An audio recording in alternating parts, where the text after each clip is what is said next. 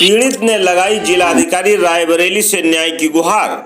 पीड़ित नंदकिशोर पुत्र श्रीपाल मौर्य निवासी औसा थाना शिवगढ़ ने जिलाधिकारी को प्रार्थना पत्र देकर बताया कि उनके पिताजी के नाम गाटा संख्या 2018 में लगभग 2.25 बिस्वा भूभाग पर उसके हिस्से में है, उस पर उसका मकान बना हुआ था।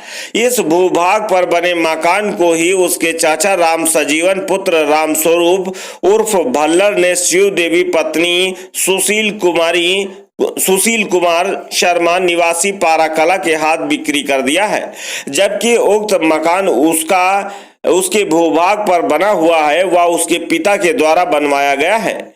पीड़ित ने बताया कि प्रतिवादी गण उससे आए दिन धमकाते हैं व जबरन मकान पर कब्जा करना चाहते हैं। पीड़ित ने इसकी शिकायत फिलहाल जिला अधिकारी रायबरेली से की है। देखिए रायबरेली से मनोज कुमार की रिपोर्ट। क्या नाम है आपका? नंदकिशोर मौर्य, पिताजी का नाम श्रीपाल मौर्य, ग्राम औसा, थाना शिवगढ़, जिला रायबरेली। क्या हुआ है? जिलाधिकारी महोदय के यहाँ आप आए हैं? हाँ साहब, एप्लीकेशन देने आए थे यहाँ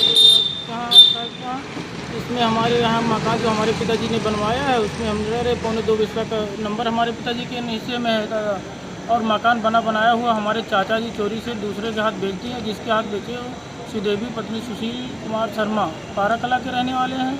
और हम जो बयान दिए हैं उनके राम सजीवन ने बेचे हैं, उनके पिता बेटा रामू हैं जो उन्होंने बयान में है गवाही में।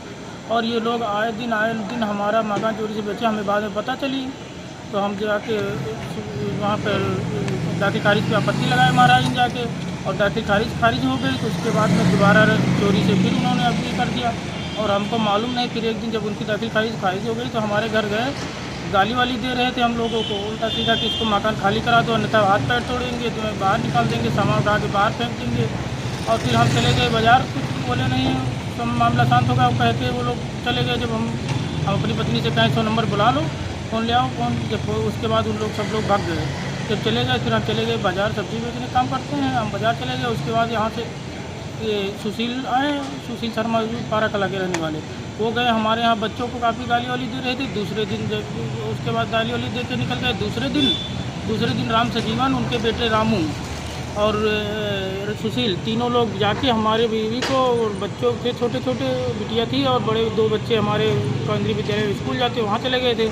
वहाँ चले गए बच्चों को लाने, बस उसी पीरियड में इन्होंने पता नहीं कैसे आए और आके गाली वाली देने लगे। बोले इसको हटाओगे या हाथ पैर तोड़ देंगे, नहीं उनको यहीं रास्ते में तोड़ देंगे, अन्यथा घर नहीं आ पाएंगे, जहाँ जाते हैं वहीं पर रह जाएंगे। महाराजगंज जाते हैं तो महाराजगंज में मिलेंगे, यहाँ घर नहीं पहुँच पाएंगे। ऐसे धमकी देते हैं उल्टा सीधा, कहते हैं इसको 2-4 दिन के अंदर खाली कर दो। बहुत समस्या, बहुत परेशान करते हैं। वो जो मकान आपका बना है, दुकानें हैं, वो किस ज़मीन पे बनी हुई हैं? हमारा गाटा संख्या 2018 है, उसी पर हमारे पिताजी के हिस्से में बहुत कम 2.25 बिस्वा का हिस्सा हमारे पिताजी के नाम है।